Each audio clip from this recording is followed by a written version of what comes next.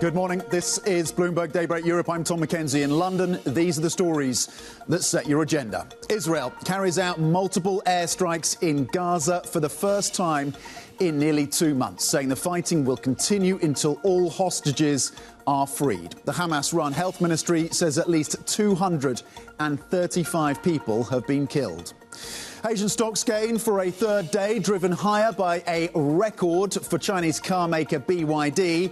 But US futures turn negative as the Fed gears up for its two-day meeting. Plus, Vladimir Putin and Donald Trump set to speak today, but the US president's talk of dividing Ukrainian assets causes concern in Europe.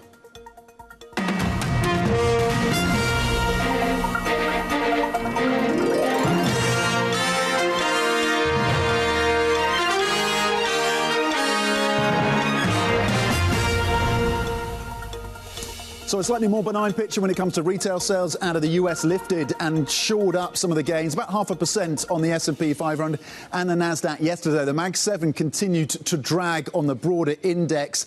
It was the control group within the retail sales number that showed a little bit of optimism, or at least assuaged some of the deeper concerns about the downturn for the US consumer. Today the focus is on, of course, the build-up to that Fed decision, but also a parliamentary vote as well in Germany around huge spending on defence and infrastructure. European stocks then kind of pointing to gains of 0.4% after some upside that came through for European equities yesterday. 2 days of gains right now for the stocks 600 and the S&P 500. FTSE 100 futures pointing to gains of 0.2%. The S&P, though, pointing low, as we said in the headlines, currently down by 0.3%. Nasdaq 100 futures looking to lose around 95 points. Let's flip the board and have a look cross-asset. Treasuries relatively stable ahead of that Fed decision, of course, on Wednesday. The 10-year yielding 4.29. Euro-dollar currently down by about 0.1%, the single currency. 109 is the print so far. Gold holding above that $3,000 level for the yellow metal, up 0.4%. We've been seeing big inflows in terms of ETFs with that gold exposure. And Brent at $71 a barrel and 44 cents, up 0.5%. Another day in terms of upside for oil on those geopolitical concerns, with that focus, of course, on the Middle East. Let's cross over right now to Singapore. Avril Hong standing by for a check on the Asian markets. Avril, walk us through what you've been seeing so far on a session that seems to be dominated again by innovation out of China. Absolutely. We hear how these big Chinese tech firms are pushing through AI innovation, but also from some of these EV makers when it comes to battery charging, right? You're talking about BYD a short while ago. So that seems to be lifting the mood, even though just a day ago we saw how the consumption briefing disappointed those that were hoping for more measures to perhaps boost income levels. There also seems to be a lot of earnings optimism for later today as well as later in the week. But aside from China, I would just highlight what we're seeing in Japanese stocks. Tomorrow, after all, is BOJ Day. We're seeing the banks doing well, along with some of the trading houses. One of the markets that has been really hard hit today, the Indonesian stock benchmark plunging almost 7%, a trading halt triggered earlier after a 5% drop. I'll talk a bit more about it in a bit, but take a look at dollar-yen moves as it's been climbing higher. And tomorrow, we're not just going to be watching out for the decision, but more importantly, Ueda-san's signals during the presser. If he says anything to signal the timing of the next rate hike or what could potentially derail it, tariff risks. And as I highlighted just a day ago, the domestic political risks also seem to be weighing on the Japanese currency. This level you're seeing on dollar-yen, the highest in 2 weeks. Flip the board. As I said, Indonesian stocks really getting hard hit today. And this is amid the concerns about its growth prospects. But this is partly domestic, given how the president is reallocating funds for his priority projects, and partly external. This is a market that's gotten hit because of trade tensions, the resurgence in the dollar earlier in the year. It's really these foreign investor outflows. Today, the catalyst seems to be concerns about weak consumer spending ahead of the Eid holiday, but it's also that sense of panic that you get. This trading halt that you're seeing today is for the first time since the year 2020. So illustrating as well how EMs are getting hit, not quite fully recovering from some of these trade concerns. Yeah, Indonesian stocks now falling the most since 2011. Very different story, of course, in Hong Kong, as you unpack for us. Avril Hong in Singapore with a check on the Asian markets. Avril, thank you. Now to the Middle East, where Israel says it won't stop fighting until all Gaza hostages are freed. That's after the country launched a series of military strikes on Hamas targets, shattering a nearly 2-month ceasefire. Gaza's health ministry says at least 200 people have been killed in the fiercest bombardment since phase 1 of the ceasefire deal expired. For more, let's bring in Bloomberg Horizon's Middle East anchor and Africa anchor, Boujnah Basechi, for the latest. Boujnah, what more do we know about these airstrikes? Yeah, well, these are the biggest wave of airstrikes we've seen in that part of the world since the phase 1 of the ceasefire kicked in on January the 19th. The bombardments came overnight, and what was a bit of a shock to many of the Palestinians in the territory. And of course, it is the holy Ramadan month.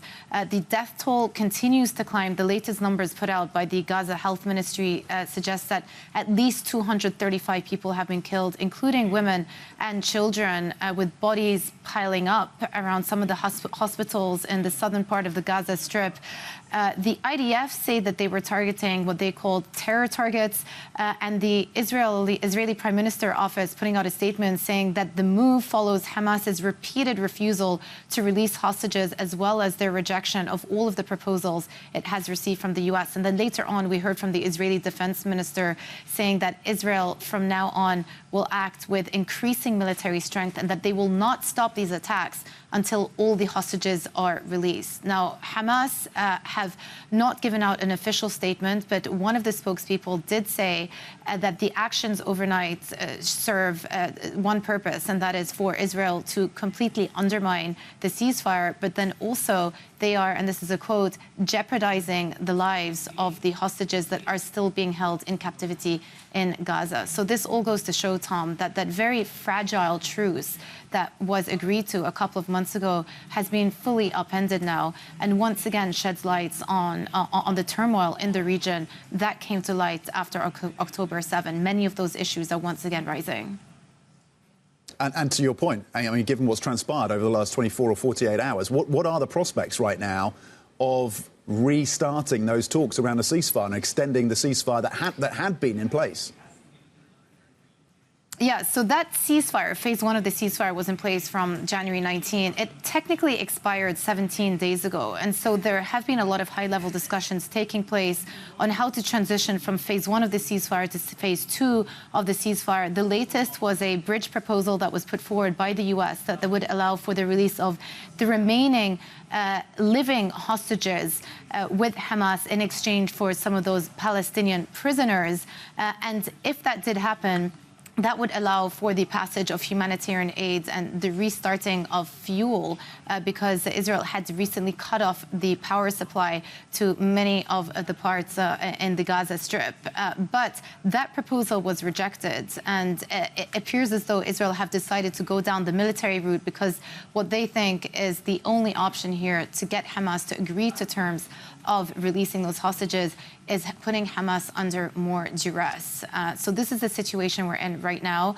It very much does appear as though the ceasefire is completely dead at this point, and it will take a lot of diplomatic scurrying to try to put a deal back on the table again. But we continue to monitor the death toll because the numbers continue to mount, and the language at this point suggests that there is not going to be a pause to the airstrikes until there is a resolution on the hostages.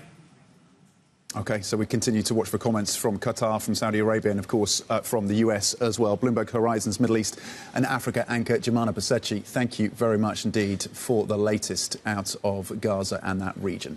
Now, President Trump is set to speak with his Russian counterpart, Vladimir Putin, today amid a US push for a ceasefire with Ukraine. The two nations already discussing how to divide assets in Ukraine. White House Press Secretary Caroline Leavitt sounded optimistic ahead of the talks. As you know, the president announced last night on Air Force One on his return from his very busy weekend in Florida that he will be speaking to President Putin tomorrow. I won't get ahead of those negotiations, but I can say we are on the 10th yard line of peace, and we've never been closer to a peace deal than we are in this moment. And the president, as you know, is determined to get one done. Bloomberg's Russia economy and government editor Greg Sullivan. So President Trump and his team saying they are determined to get this done. The question is at what cost? And they talked about a, quote, division of assets in Ukraine. What could that look like, Greg? Well, we know from President Trump that there might be a few things on the table here. The first is, of course, land that's occupied by either side in this conflict. Now, throughout this, both sides have expressed red lines around this. Moscow has demanded that it wants to keep the territory it has seized and is trying to annex, while Kyiv has earlier stated that it was a red line to cede any of its sovereignty. While Ukraine has walked that back a little bit, it remains a very contentious issue and one that's likely to be talked about. Trump himself said that land was already being discussed and potentially signaling that certain decisions had even already been made. Another thing he mentioned was power plants. There is the Zaporizhzhia nuclear power plant, the largest in Europe, that Russia has occupied since early in the war, and seems to be something that Trump said could be on the table in any further negotiations. How vulnerable could Ukraine potentially be left? The concern is clearly there in European capitals and obviously in Kyiv as well as the countdown to this call gets underway, and whether or not President Trump will actually hold the line on some of the issues that are so dear and so important to Ukraine itself.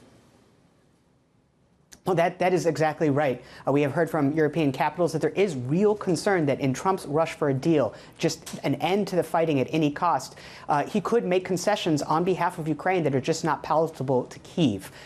It is a real question since we've seen the White House heap pressure on the Ukrainian side, but only mention sanctions as a possibility on the Russian side. So that is a key concern, leaving Ukraine vulnerable. But on the other hand, there is the question of what will it do if the U.S. pulls back its military aid and support, trying to pressure it into a deal.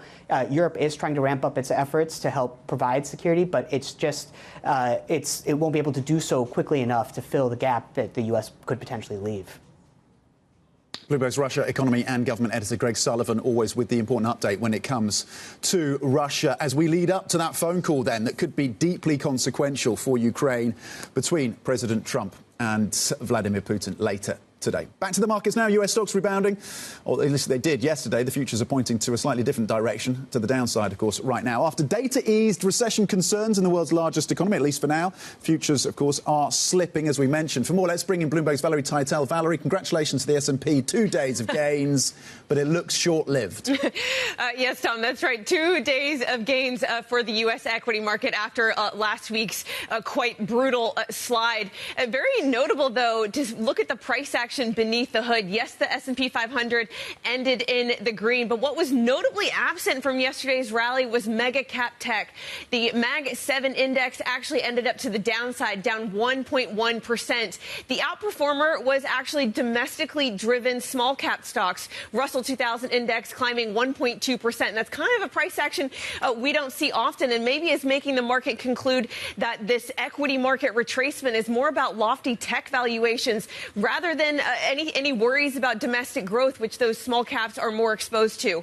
Another positive for European equities is Trump's announcement that he is going ahead with Michelle Bowman's pick as vice chair for supervision at the Federal Reserve. She is known to back looser bank capital rules, and we look forward to her Senate confirmation hearing where she might give a bit more color on what she plans to do with this role. But before we get there, we are headed very close to that German vote to come later this evening. Just to note, how German assets have performed this month heading into this decision. The euro is up over 5% already in the month of March, and those German 10-year yields 40 basis points higher. Note that we did have some position squaring yesterday. We did see quite a notable rally in long-end German bonds. So, again, some skepticism over whether the vote confirmation will actually see euro extend gains, see the DAX extend gains, but there are some analysts out there calling on the vote confirmation. We do see more gains ahead for the German stock market. Yeah, and how quickly that spending will be put into place. We look ahead, of course, to that Bundestag vote later today. Bloomberg's Valerie Teitel, thank you very much indeed with the market reaction. Here's what else to be thinking about then this Tuesday. 10 a.m, staying on the Germany story, we get the German ZEW survey, so another important gauge of the health of Europe's largest economy. So we will break that for you, 10 a.m. UK time. Switching focus at 12:30 to the inflation story out of Canada, given, of course, its challenges around the trade situation with its southern neighbour. We continue, of course, to monitor the inflation story in Canada and what it could mean for the Canadian central bank, as well as policymakers there gear up potentially for more trade tension with the Trump administration. And at 1:15 p.m. UK time, US industrial production. So a gauge there, of course, we had the retail sales picture yesterday, industrial production today, and we'll get a sense as to whether or not that part of the US economy is also facing potentially some headwinds. We'll break that data for you. Coming up, German lawmakers set to vote on that landmark spending bill that could reshape the future of Europe's largest economy. We bring you the details next. Later in the programme, heading home. The two NASA astronauts are finally heading back to Earth after being stranded in space for 9 months. We bring you the latest. This is Bloomberg.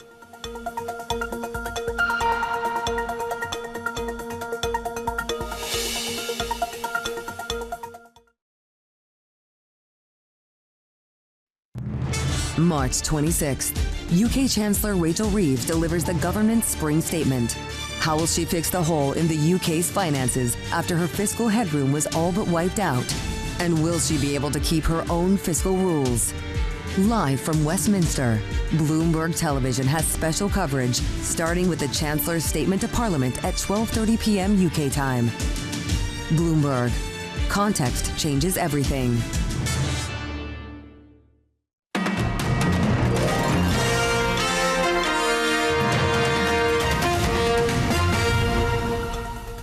Welcome back to Bloomberg Daybreak Europe. Happy Tuesday. German lawmakers set to debate and vote on a crucial plan to release defence spending from debt restrictions and set up a €500 billion fund for infrastructure investment. Bloomberg has learnt that part of this package includes a greater focus on European-made weapons and equipment. European defence stocks, of course, have been among the biggest gainers this year as governments make a push to increase their budgets. For more, let's bring in Bloomberg's Oliver Crook, standing by for us with the details, someone who's followed the twists and turns of this story for us from the start. What are the stakes then, Ollie, for Germany?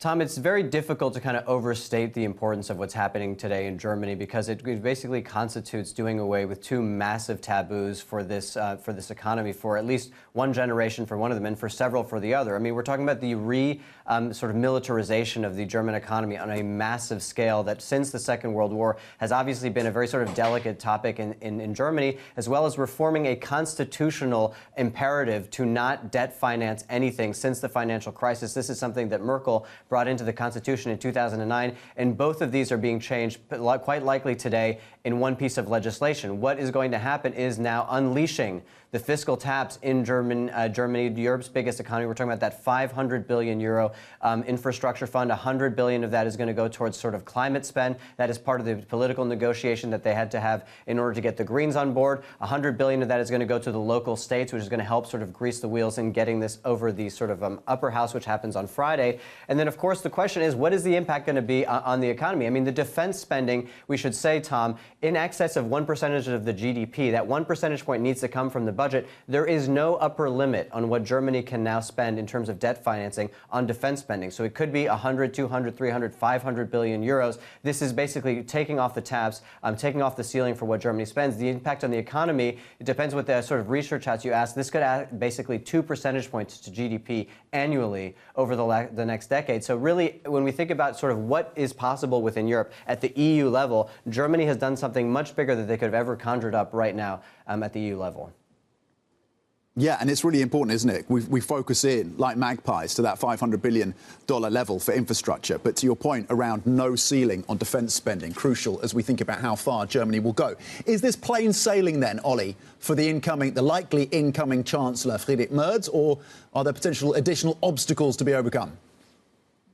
Yeah, so Friedrich Merz has sort of, proven himself to be a bit of a wild man in terms of political gambles here in Germany, even before he's become chancellor. And we have to say that there have been a couple of practice votes, sort of test votes. There was one last night. There's going to be another one in about an hour and a half. And they seem to be pretty confident that they have all the votes, the two-thirds majority in order to change this sort of constitutional, this part of the constitution in Germany. So that is going to go into the Bundestag. The debate will begin at around 10 a.m. We should get the voting beginning in the afternoon, and we should have a sort of very clear idea of what happens then on Friday, we'll go to the upper house. It should get through that. But, Tom, we should just sort of make clear, and this is one of the sort of great objections we've had from a number of different parties within Germany, including the FDP, including the AfD, that basically you have a situation in which you have the man who is not actually Chancellor of Germany using a mandate that is legally legally enforceable, but not actually valid anymore from the last election in order to push through a massive reform and a constitutional change within Germany. There have been a number of court challenges to this action. They have all been sort of swatted down for the time being.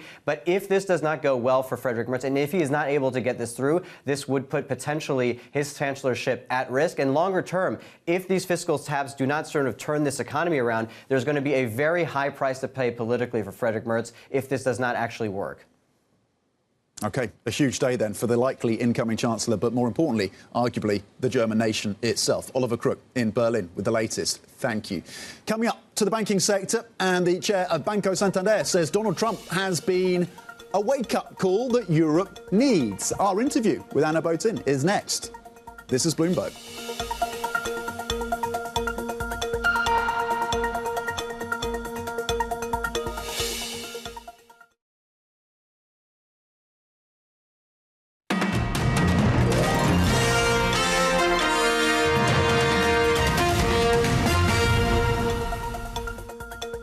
The chair of Banco Santander says Donald Trump's disruptive policies are good for Europe because leaders have been jolted into action. In a Bloomberg interview with David Weston for Wall Street Week, Anna Botin told us the US had always been focused on growth. The US has something really important, which is what I call a growth mindset. So whatever government is in place, it has always been more pro-growth, and you can see that in the growth of the last decade, than Europe. So it's early, but I believe that that is a very positive sign. And as I like to say, Europe is awakening, and the alarm clock has been President Trump. Because what I have never seen is the President of the Commission saying that we're in extraordinary times and we need to take extraordinary measures. So it's not just good for the US, it's good for Europe. What's happening is good for growth, it's good for citizens and, society, because I believe that is, there are other factors that are not as positive, but this is a very positive signal that businesses will be able to do more, invest more, and create more growth. We do have some talk, for example, from the President of the Commission, as you say, about shifting the mindset in Europe. Are we seeing action yet? And how much of it is being triggered, frankly, by what's going on in Ukraine and European countries deciding they really have to step up and spend more on defense? It's a combination. I think geopolitics and what's going on in Ukraine, but also the economic, let's say, policies of the U.S. administration. So I think both of those are drivers for what I see as, the German awakening, the lifting of the brakes on debt. Germany lifting the brakes on debt is the best signal that Europe means business. And, the other one is Brussels, as I was mentioning. And by the way, finally, the German election means Germany and France are aligned. So you have three very powerful drivers for a change in the trend of European growth. And I think it's driven by both Ukraine and geopolitics, but also by what's going on the economic side. OK, the chair of Banco Santander speaking to David Weston. Now, Canada's Prime Minister says the country can only go so far in responding to US tariffs, given the mismatch in size between the economies. Mark Carney added it will be difficult for Canada to go beyond the remaining 95 billion Canadian dollars in US imports targeted so far. Coming up, the UK Chancellor defends her plans for welfare cuts in the face of opposition from her own Labour Party colleagues. We're going to bring you more from our interview with Rachel Reeves. That is next. This is Bloomberg.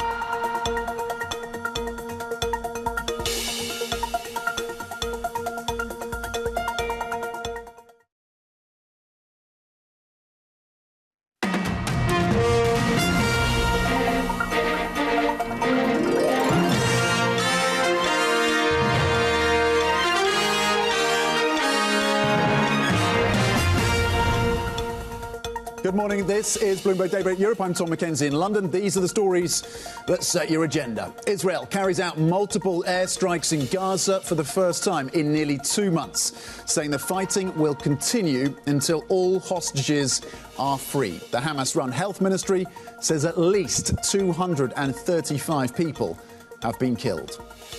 Asian stocks gained for a third day, driven higher by a record for Chinese car maker BYD. But US futures turn negative as the Fed gears up for its two-day meeting. Plus, homeward bound at last. The two astronauts stranded on the International Space Station for 9 months finally head back to Earth.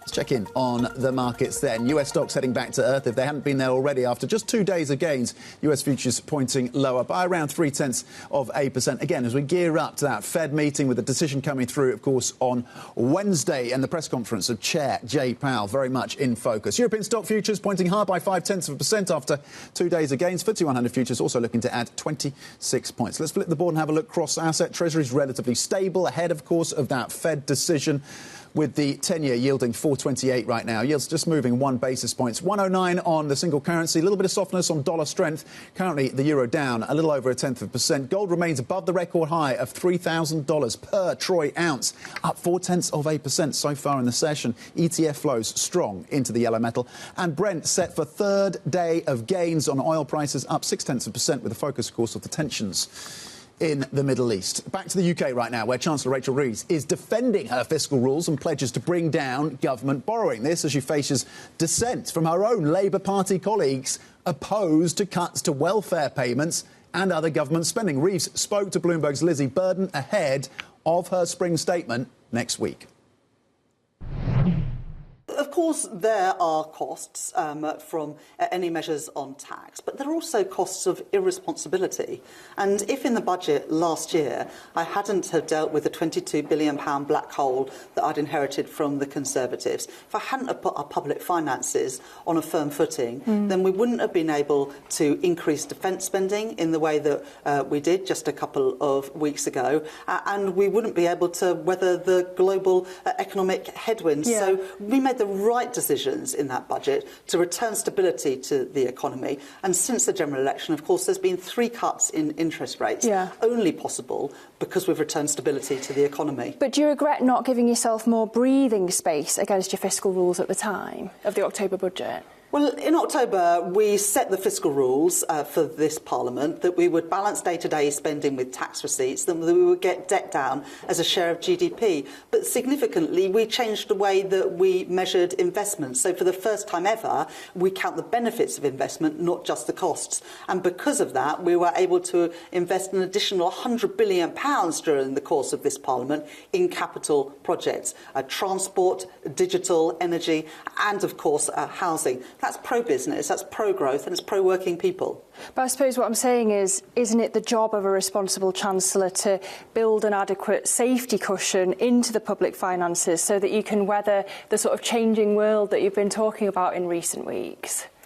Well, we inherited from the previous government not just a big black hole in the public finances, but the lowest ever fiscal headroom. We increased that headroom in the budget last October because it is important that there is headroom against the shocks that we face. But the fiscal rules we've set are the right ones. They're a robust set of fiscal rules, but it is important that we balance day-to-day spending with tax receipts and that we get debt down as a share of GDP. Those are the right fiscal rules for the circumstances that we face. But when we're spending £100 billion a year on servicing government debt, I don't think anyone could seriously argue that we don't need to get a grip of government borrowing and government debt.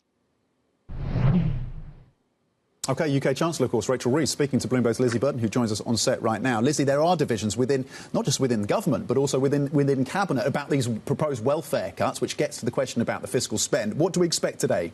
Yeah, huge pressure to soften this £6 billion of welfare cuts, which of course come on top of cuts to aid to fund defence and the cuts to the winter fuel allowance for pensioners. There are many accusing Rachel Reeves of being a Conservative Chancellor in Labour clothing. But she has unequivocally yesterday in that conversation dashed any hopes of, first of all, loosening the fiscal rules. You heard her saying that the UK needs to get a grip of borrowing and debt. And to anyone who says, you know, just go easier on benefits, she's saying that the system is unsustainable and they need to encourage people back into work. Join the dots then between this conversation and next week's spring statement. What to expect? Well, you heard us there talking a lot about headroom, because a lot of the issues that she faces now, this choice between more tax rises, spending cuts and breaking the fiscal rules, stem back to that headroom she left herself in October. You could argue that she knew her legacy from the Tories then. She knew there was a chance that Donald Trump would return to the White House, and so she should have given herself more of a fiscal cushion. She says she gave herself more margin for error against her fiscal rules than her predecessor Jeremy Hunt, but the truth is it was only a tiny bit more, Tom, and he had left it at historic and dangerous lows. She was unapologetic there as well. You heard her about her tax rises, even if the fear about them has held back investment, it's held back confidence. We know that from the surveys. But if you read between the lines, she isn't ruling out more tax rises in October, which is really where the focus is. And she says that it's really important to build up headroom, which suggests that next week at the spring statement, the headroom is going to be more than she left last time, which is about £9 billion. And the bottom line to me is, I'd actually say she's appealing more to the bond vigilantes, whichever of them is watching, than to the left of her Labour Party. And that could be the key takeaway as we lead up to that spring statement. UK correspondent Lizzie Burden with that conversation with the UK Chancellor Rachel Reeves. Thank you very much indeed. To China now, where shares in the Chinese car maker BYD jumped to a record after it unveiled a range of electric vehicles that can be charged in just 5 minutes. Let's get more details from our Asia transport reporter, Danny Lee, who's always across this story for us. Danny, what did BYD showcase? This sounds like some pretty remarkable technology. Yeah, a new technology which allows charging of EVs just as fast as it would to refuel a gasoline car. So this is an all-new tech and all-new infrastructure that BYD is betting on to upgrade its lagging sales of EVs over a more recent period. And, you know, it just puts a wide gulf between themselves, the likes of Tesla, Mercedes, and many other automakers out there who don't have anywhere near as much tech or charging capabilities. So, yeah, this is a new kind of paradigm for BYD, and you see that reflected in the share price. And as a result, you know, the valuation is going up to all-time highs for them. Yeah, I'm seeing more BYD cars on the road here in London as well, which is an interesting theme to continue to watch. Danny, what do we see? That's at the kind of the micro level with the technology, the innovation coming through from BYD. More broadly, the tariff regime being imposed by President Trump. How is that impacting Chinese brands? Well, it just reflects how, you know, where the US is trying to defend its homegrown automakers in Detroit, but the challenge is they don't really have the will or the power to prevent the Chinese automakers and EV makers from expanding abroad, particularly in emerging markets where they're finding a lot of success. That's impacting the likes of the US automakers who've, you know, pushed back or decided to move away from some of these markets where it may not be able to compete as effectively. It doesn't make sense financially. And there you see the success the Chinese automakers are having, and you see that in the numbers, the fact that they are gaining market share increasingly in a number of markets. And so, yeah, the fact that tariffs might be very good for the US, but actually, where there are no tariffs, the Chinese automakers are finding very much a lot of success quite quickly. OK, Bloomberg's Asia transport reporter Danny Lee, thank you for that update. Staying on the auto space, Volkswagen's Audi is to cut as many as 7,500 positions in Germany as the automaker tries to shore up flagging profitability. Audi says the reductions by 2029, which correspond to roughly 14% of the brand's German workforce, won't affect factory workers. The latest move brings the total number of potential job cuts across the group to more than 40,000. Now, from land-based stories to outer space, where NASA's two struck or stuck astronauts, probably struck about the fact that they were stuck for so long, are heading back to Earth, closing out a dramatic mission that began more than 9 months ago, but was supposed to last just 8 days. For more, let's bring in Bloomberg's Bill Ferries. Bill, this has all been happening as we've been on air. What is the latest? Well, the latest is that Butch Wilmore and Suni Williams are 2 of the 4 astronauts on this SpaceX capsule that has departed the International Space Station. It is orbiting into position to come through the Earth's atmosphere. It's expected to parachute into the waters off the coast of Florida just around 6 a.m. New York time. And as you mentioned, it comes after the pair have spent almost basically 9 months in space after expecting to go up for just an 8-day journey. What are you watching for next then? I mean, this is a fascinating story on so many levels, at the human level, but also politically. It's become a bit of a political football, it seems. You've got SpaceX involved, you've got NASA, you've got challenges at Boeing. What are the kind of broader takeaways from what is a dramatic human story? Yeah, so first of all, on the human front, the astronauts will get picked up, they'll get a medical check, and they'll be whisked off to Houston to meet with their family. On the bigger front, there's going to be a lot of questions going forward. First of all, about Boeing, the problems it had with its Starliner craft put a big spotlight on some of the challenges their unit that focuses on space exploration is having. And then, of course, this did get wrapped up in politics, like everything seems to do, with Elon Musk and the Trump administration essentially accusing the Biden administration and NASA of having abandoned these astronauts after some problems with that Starliner spacecraft. So we'll look to see if that's still playing out. But I think Boeing, there's going to be a lot of questions about its future in the space business, and NASA, whether it can always wanted 2 competing platforms to be able to always have a plan B in case of these emergencies. If Boeing is not able to serve that role reliably, it's going to raise questions about the U.S. government's increasing dependence on SpaceX. OK, Bloomberg's Bill Ferries, thank you very much indeed. The update on that story as those astronauts continue to make their journey home after a 9-month stay in space. It was meant to be just 8 days. Now, President Trump says Chinese leader Xi Jinping will visit Washington in the, quote, not-too-distant future, without giving an exact time frame. Discussions between the 2 countries on trade and other issues are said to be stuck at lower levels, with both sides deadlocked on how to proceed. Hong Kong's leader John Lee says Li Ka-shing's plan to sell the bulk of his company's global ports operations to a consortium led by BlackRock is causing concern.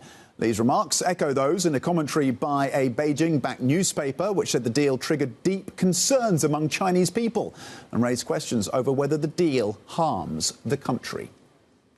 To technology now, Alphabet is said to have restarted talks to buy cloud security company Wiz for $33 billion. A tie-up would be Alphabet's biggest ever acquisition, boosting Google Cloud's cybersecurity offerings to help it compete against Amazon and Microsoft.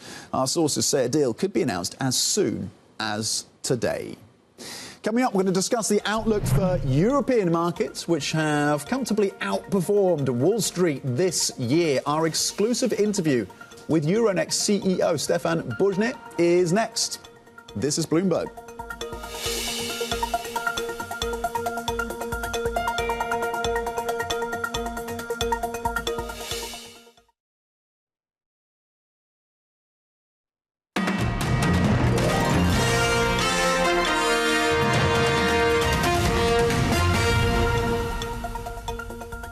Welcome back to Bloomberg Daybreak Europe. Now, investors have been piling into European equities in recent weeks as they anticipate an historic increase in spending on infrastructure and defence. Much of that, of course, coming and expected to come from Germany. European stocks comfortably outperforming US peers this year as the continent's outlook improves. We're joined now exclusively from Paris by Euronext CEO Stéphane Boujnah. The Pan-European Stock Exchange is hosting a conference today to explore Europe's market and macroeconomic landscape in 2025. Stéphane, good morning. Thank you for joining us. How much volatility has been injected into the capital markets of Europe as a result of President Trump's policies? What are you seeing? Massive volatility has been injected by the recent developments in the US. And this volatility on decision-making, on uncertainty about yes tariff, later tariff, after all, yes tariff, is a layer of volatility that was added to one more fundamental trend that started at the end of last year, which was the asset managers community realizing that there was a gap in valuation multiples between overvalued assets in the US and undervalued assets in Europe that had to be rebalanced. So the trend towards money moving from the US to Europe at a time when Europe was perceived as cheap started before the volatility that we know in the US for the past 50 days or so. So the combination of both, gap in valuation multiples plus incremental volatility in the US decision-making, uncertainties about what it means in terms of inflation, has created the current migration of money from the US and from the rest of the world towards Europe. Mm. Stéphane, how do you see that continuing and that story evolving, that valuation gap being closed? How far does that have to run, do you think? Well, if the trend on the US markets continues, this valuation gap is going to be bridged by definition, and it's clear that we are facing de facto stimulus programs across Europe, driven by infrastructure plans in Germany and rearmament projects all over Europe. This will have an impact on growth. It will have also an impact on debt. But it's clear that these valuation gaps are going to be bridged over time. But clearly, Europe remains cheap, and that's reflected by the current momentum in capital markets in European indices. So it's your assessment of the gains that we've seen for European stocks and that outperformance year to date versus their US counterparts that hasn't run too far. You think potentially there's further upside to come through for European equities? There's upside to come. Look at the valuation multiples. The gap is still there, and the fundamental growth prospects of the U.S. economy versus the fundamental growth prospect of Europe does not justify the gap that was existing a few weeks and few months ago, and is still very wide. And if you clean up the U.S. indices from the Seven Magnificent, and if you look at the fundamental core of the U.S. economy, everyone can make the analysis sector by sector as to what is the prospects for growth and development in an environment of no immigration and the impact it can have on some labor-intensive sectors, or the impact of tariffs and what it can have on some import-dependent sectors. So anyone can make an analysis of the growth prospects and therefore on the valuation multiples gap. In this respect, Europe is there a risk? For a while. Yeah. Stéphane, is there a risk that the Trump tariffs, and we're building up to the April 2nd time frame for the Trump administration, that those tariffs have not been fully priced into European markets in terms of the potential impact?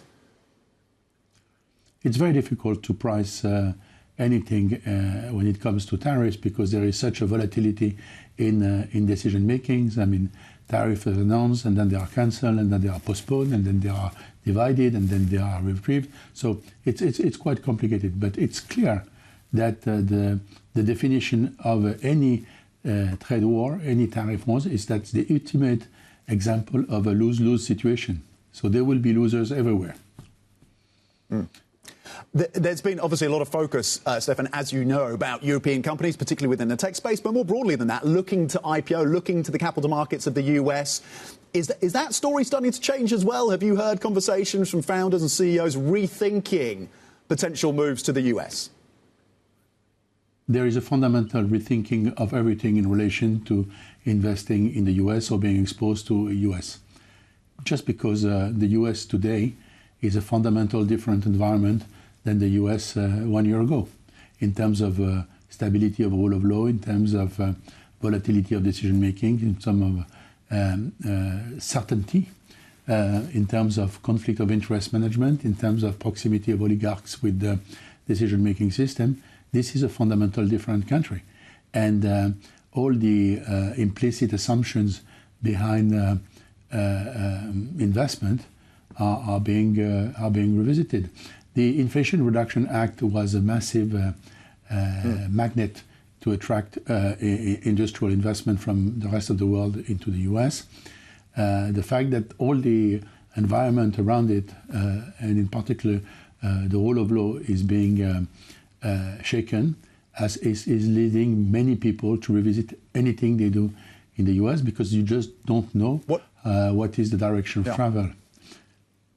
Stéphane, what does it mean for the IPO market in Europe? There'd been an expectation that maybe there would be a rebound this year. Yeah. What's the pipeline looking like in terms of IPOs? Actually, no.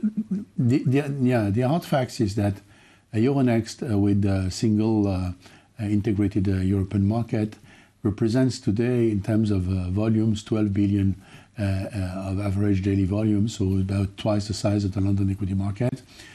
We have an aggregate market capitalization of companies listed on Euronext of 7 trillion euro, which is twice the size of the London equity market.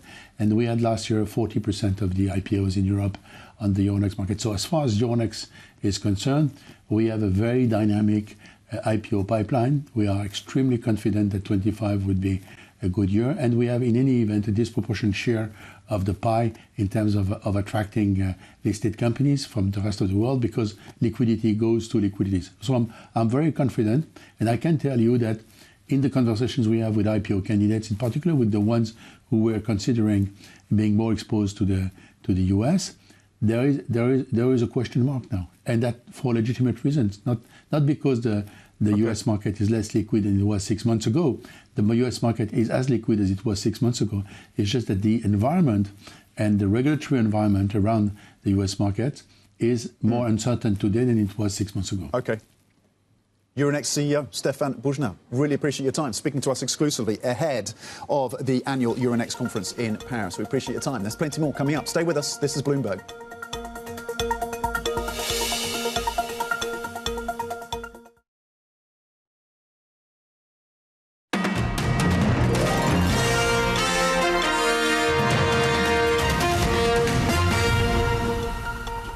The US consumer has not given up altogether. Yes, there's a bit of softness, and the February numbers came in top line softer than expected. January was revised down as well, but the control group, and that's where the focus was for the markets yesterday, you actually saw an increase of 1%. So maybe it's a case of the consumer just keeping some of that dry powder to the sidelines as they await for more details in terms of the tariff policies. But the numbers actually, when you lift the hood, slightly more positive than some expected, and that gave a lift to US markets, though of course the futures are pointing in a different direction so far this morning. Let's flip the morning and have a look at what's happening with Nvidia.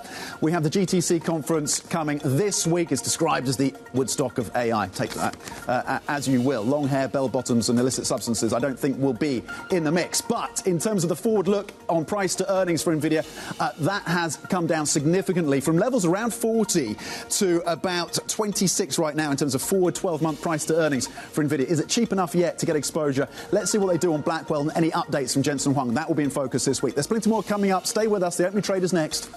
This is Bloomberg.